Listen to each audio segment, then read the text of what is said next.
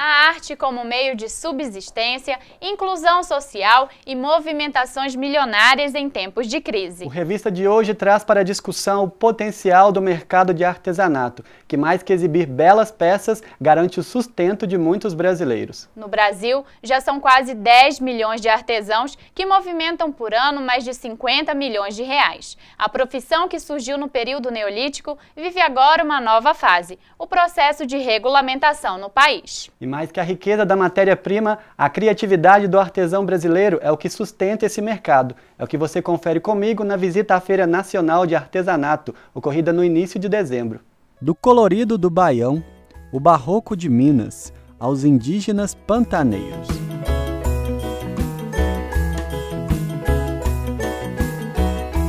De norte ao sul do país, a diversidade cultural do Brasil foi retratada na 26ª Feira Nacional de Artesanato em Belo Horizonte. Aqui a gente está retratando o trio nordestino, né, que é o forró pé de serra, o bumbo meu boi, que é cultura popular, né. Tem também o xadrez, tem o ritirante, que é fugindo da roça. Me inspiro muito nas obras de Aleijadinho, né?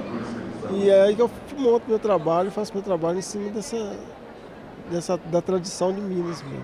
Desde quando eu comecei com arte sacra, né? E sempre nesse estilo barroco. Toda essa diversidade encanta um público crescente, que mais do que consumir os produtos, encontra nas peças um olhar diferente sobre o Brasil. O Brasil está aqui na feira, né? Então isso me encanta, e saber que cada estado tem sua cultura. Mostra a variedade do nosso artesanato, né? Da cultura brasileira, de cada região. Já comprou? Pretende comprar mais? Sai com sacola cheia? Como é que tá?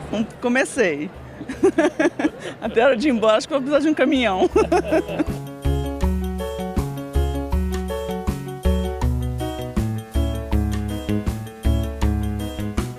Com o mercado em expansão, as feiras têm sido uma boa oportunidade para quem está começando. Eu aposentei esse ano da Polícia Rodoviária Federal, sempre gostei de artesanato.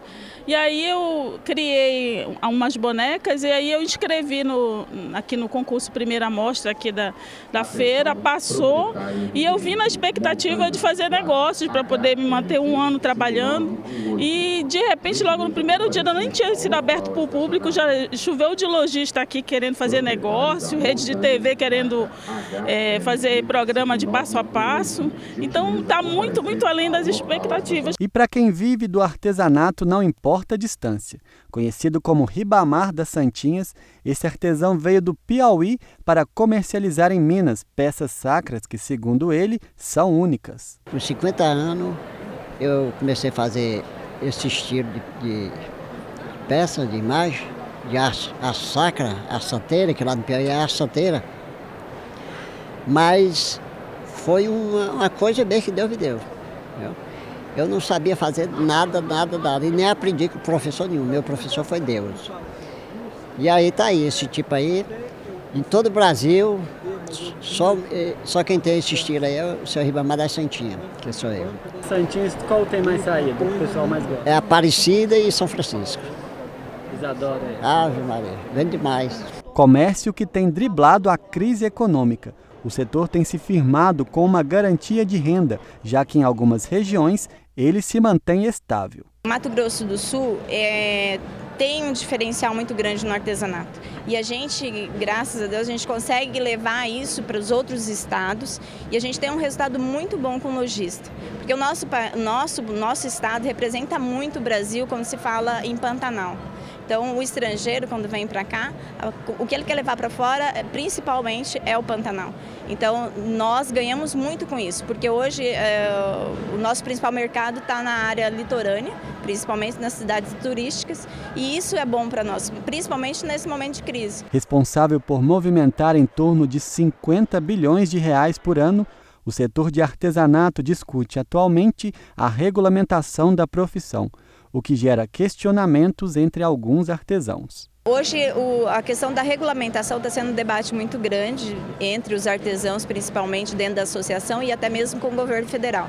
porque tem muitas pessoas dizendo que isso seria bom para o artesão. Eu, como artesã, não vejo isso como uma coisa boa para nós. Nós vamos deixar de falar sobre cultura para falar sobre profissão, e não é o que a gente quer. O artesão, ele retrata a cultura de um país e não uma profissão de um país.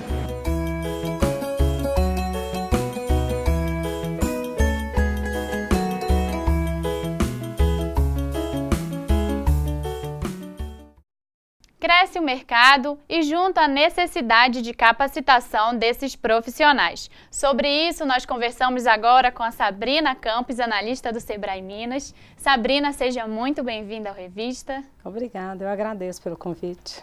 Bom, então, para a gente começar, vamos falar da regulamentação da lei aprovada pela presidente Dilma Rousseff em outubro deste ano. O que essa regulamentação muda na vida do artesão no Brasil? Bom, a regulamentação é muito importante porque nós tínhamos um segmento informal e com isso a gente passa a ter uma bibliografia sobre o segmento, pesquisas, dados econômicos, e isso é muito importante para o artesão, porque a partir dessas informações poderão vir políticas públicas e também outras orientações que vão ajudar no desenvolvimento do segmento junto à economia brasileira. Sabrina, atualmente nós temos no Brasil cerca de 10 milhões de artesãos, muitos deles concentrados em regiões como Norte e Nordeste, que tem uma realidade socioeconômica bem crítica. E há uma relação, né, dessas regiões com o artesanato como uma alternativa econômica?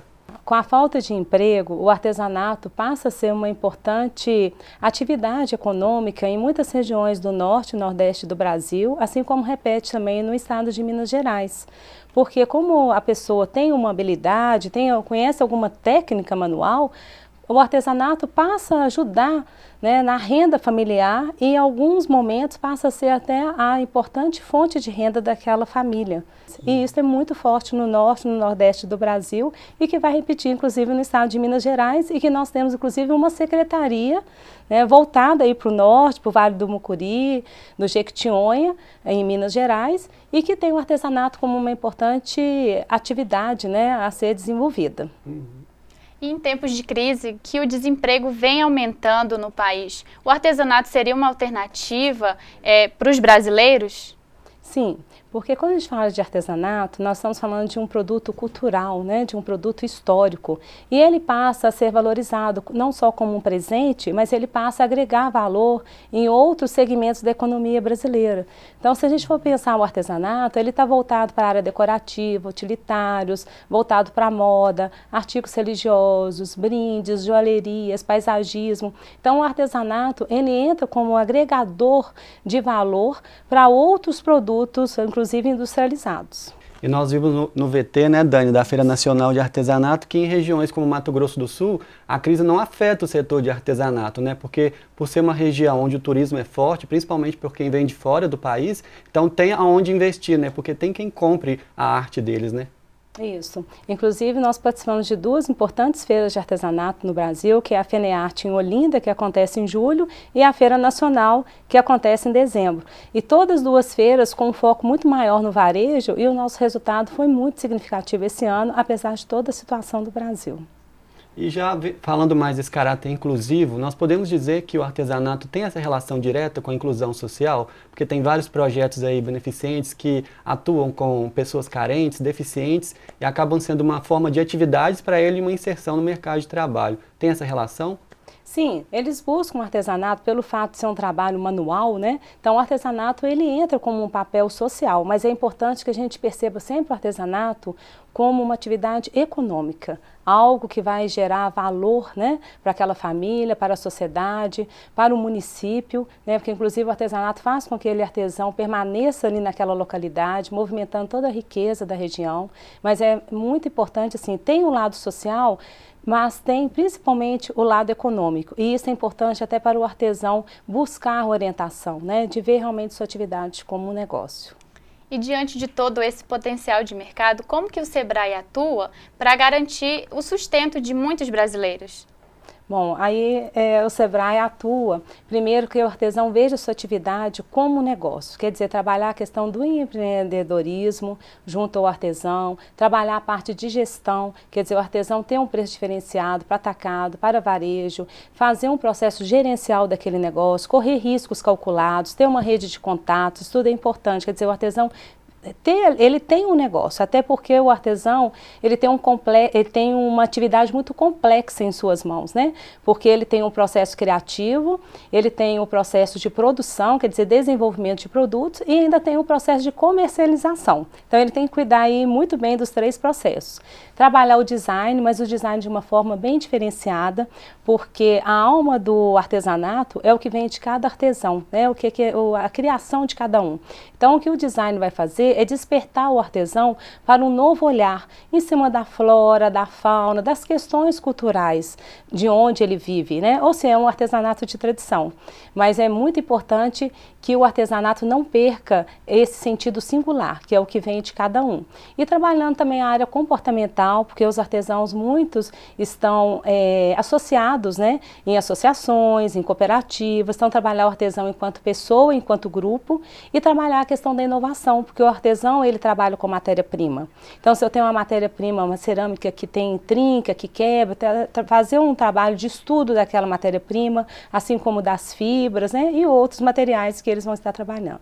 Você falou aí da identidade cultural e isso acaba também sendo uma preocupação do Sebrae, né? Não só em capacitar, mas de alinhar a identidade cultural do artesanato em cada região, né? Sim, porque como o artesanato ele é algo singular, né, tem essa questão da produção limitada, então é muito importante que o artesanato não perca a sua originalidade e a identidade cultural. E em algumas situações a questão da tradição, que é aquele artesanato que vem passado aí, que é passado, aliás, né, de geração em geração e que o mercado tanto aprecia. Então, muito obrigada, Sabrina. Obrigada a vocês. Obrigada. Nós vamos para um rápido intervalo, mas já estamos de volta. Eu encerro minha participação por aqui, mas no próximo bloco você tem a companhia de Clara Senra, que traz novidades. É daqui a pouquinho, não saia daí.